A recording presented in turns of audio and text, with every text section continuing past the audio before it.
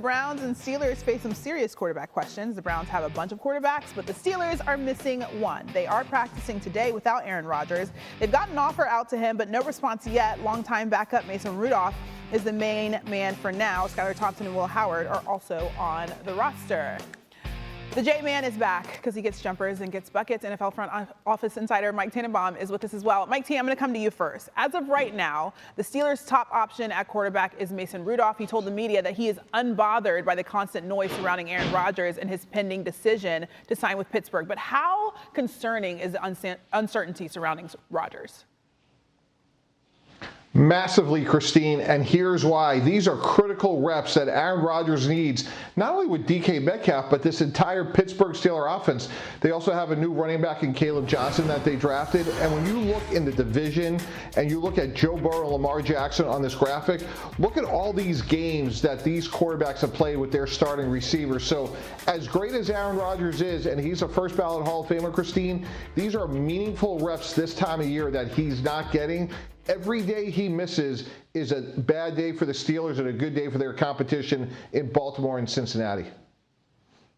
Yeah, and look, this situation, they put themselves in this corner. A couple months ago, Aaron Rodgers met with the New York Giants and said, guys, I'm going to need to take my time. If you have to go at your own timeline, I respect it. You have to make a move, go ahead and do it. Brian Daboll took that news, Joe Shane took that news, and they went and signed not only Russell Wilson, but Jameis Winston, and then drafted a quarterback in the first round. Aaron Rodgers shared the same exact message to the Pittsburgh Steelers, and they nodded their head, and they went back to their offices, and after a 6-hour meeting with the Steelers everyone thought went well, they didn't do anything.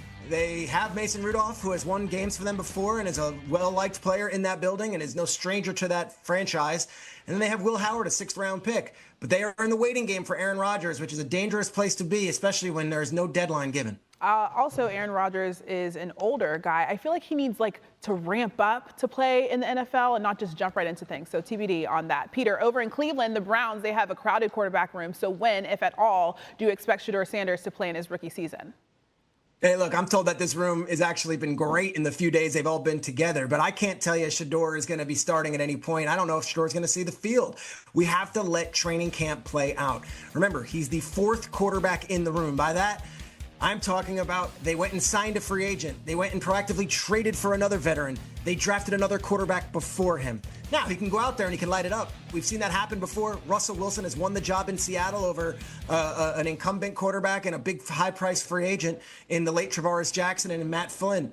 Guess what? It could happen. It's just very rare that the 4th quarterback in the room wins out of the gates. It's going to be every day he has to show up there and be undeniable and outplay those other guys. I don't know when that happens or if that happens necessarily, especially if those other players are inspired by Shedeur's presence.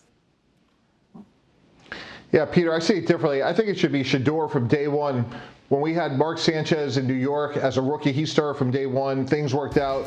We had a couple of years of really good success. But if I'm Cleveland, Joe Flacco is a great backup. He's going to be 40. I would have Dylan Gabriel compete with Shedeur. I'm assuming that Shedeur will beat him out. I think he has more ability.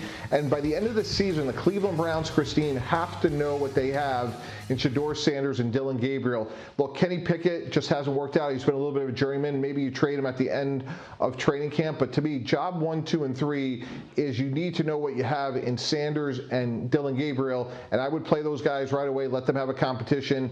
And in my view, Shedeur has more ability, and I assume he'd be the guy. Yeah, all eyes will be on Cleveland in that quarterback competition. Mike T, I know that you were here when we were watching Schrager get buckets. Were you surprised at all that he could do it like that? Come on, Mike.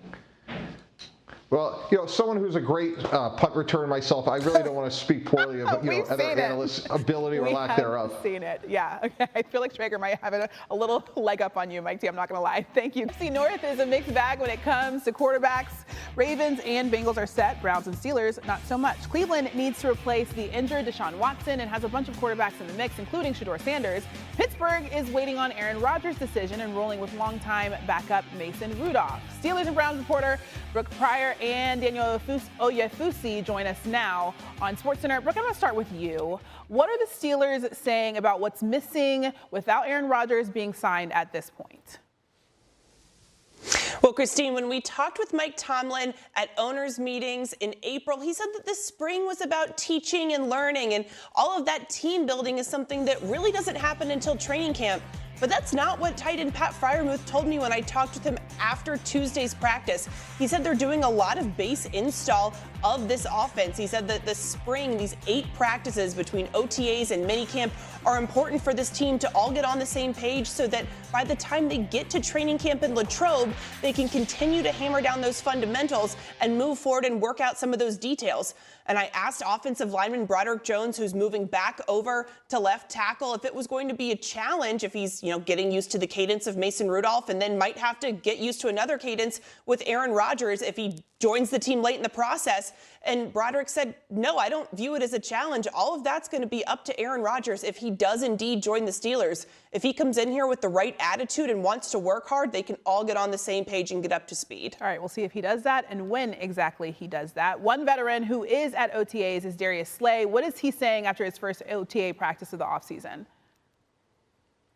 That's right. Slay arrived in Pittsburgh today for his first OTA practice, and he's coming off a Super Bowl win, and he said that being at OTAs was important. He's a 13-year vet, but he wanted to be around, show the guys his face. He said that this is when you start building a championship. This is where all the work starts. And he said, look, I know that it is a sacrifice to be here. Guys have families, guys have kids. They want to go be doing stuff, but this is a sacrifice that he's willing to make, and he wants to show others that he is going to make that sacrifice and that they can buy into what he's doing. And, he would know. He did just come off a Super Bowl parade, so he's putting in the work. He's there. It was even raining today in Pittsburgh, 55 degrees, real football weather here in the AFC North. I'm sure you love that. Brooke, great to see you. Thank you. We don't need May football weather anywhere. Daniel Oyefusi now at our Browns OTAs. And Daniel, look, this is a crowded quarterback room. This is going to be one of the talks, not only of OTAs minicamp, but at training camp. What did you observe from the Browns quarterbacks practicing today? Yeah, today it was the vets, Joe Flacco and Kenny Pickett, who split the first team reps in practice, followed by the rookies Shedeur Sanders and Dillon Gabriel. But it was a jam-packed session. At one point, the rookie quarterbacks went on to one side of the field to get their practice reps in, while the veterans stayed on another. Afterward, Coach Kevin Stefanski said, don't read too much into the practice or the reps because it can change from day to day. We also got a chance to speak to some of those veteran quarterbacks who said they're really embracing this packed room. Kenny Pickett said, the competition is more of a media headline. When we're in the building, we're friends, we're pushing each other. Joe Flacco, the 40-year-old elder statesman of the group, he made light of it all. He said, hey, I'm probably not far removed from being able to play against Deion Sanders, and now I'm getting to play against his son. Yeah, look, have fun with it, but come competition time, be it OTAs, minicamp, training camp, those 4 guys and 5 when Deshaun Watson, whenever he gets back from injury, it won't be anytime soon, want to compete for that started OTAs today. And what a difference a year makes. Optimism running high, and that happens when you win 8 or more games than the year before. Make it to the conference title game and find your franchise quarterback. That man, Jayden Daniels, spoke today and was asked if last year's mantra, anybody, anywhere, anytime, still holds up this year. That response, new on SportsCenter. I think that mantra still stands. I don't think we're looking at it as we play a Monday night or Sunday night. We're just looking at it like, we're playing this opponent this week on a Sunday, on a Monday. It doesn't matter if we play them on Tuesday, Wednesday. We're just going out there and playing football. NFL analyst Peter Schrager is back with us, and there you heard from Jayden Daniels, and again, the confidence sky high with this organization. Cliff Kingsbury said that Daniels is actually bulked up in the offseason. It was kind of one of the knocks on him coming out of college, a little bit slender. So what are your expectations for Jayden in year 2?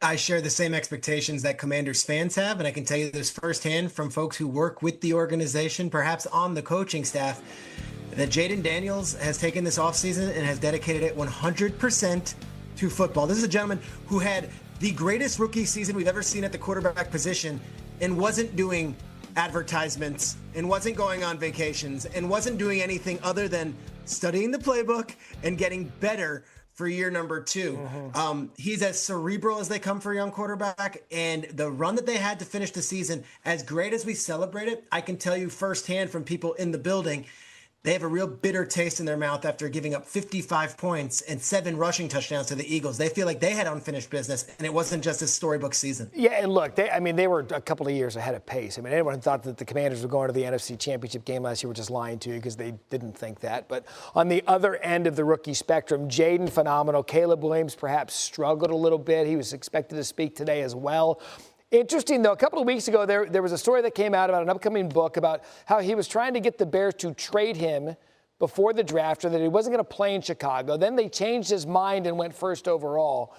That's off the field. What are you hearing about now and Caleb and how he's approaching this upcoming season after a disappointing rookie year? Yeah, it's also distant history. It's almost like it was a different regime. Now, yes, Ryan Poles and the McCaskies were the ones who drafted him. But Seth Wickersham's book is going to reveal some things from January of 2024. And we're now sitting here as we're entering June of 2025. And there's a new coaching staff, a new quarterback's room, and there's all sorts of new weapons. There's great optimism for Caleb Williams. And oh, by the way, as much as his father and he might have discussed the possibility of exploring a John Elway or an Eli Manning type of situation and forcing their way out of Chicago, it didn't come to fruition. He still went there, even with a defensive head coach, even with no veteran quarterbacks in that room. Now you add the offensive genius that is Ben Johnson, this entirely new offensive coaching staff, and a guy like Case Keenum who could be that veteran leader. There are some great expectations in Chicago, and there's some great hope internally that this could be year one for Caleb Williams, that we can almost erase what happened last year. He wasn't supported enough. Now we start, and this is where this new regime goes. Yeah, you almost have to put an asterisk by it because it's not going to be the same situation for him this year, and you hope, based on the skill set that we know that he has, that he gets comfortable and lights up the NFL like he did in college. Peter. Hôm nay mình sẽ hướng dẫn các bạn cách làm một chiếc mũ đội đầu đơn giản từ len cho búp bê nha. Nguyên liệu của mình đây, mình sẽ sử dụng hai màu sắc len như thế này để làm này. Màu hồng và màu xanh nhá, sẽ kết hợp để tạo ra một chiếc mũ len thật là xinh. Size thì sẽ là size mini để cho búp bê đội nha mọi người. Dùng kim móc len này,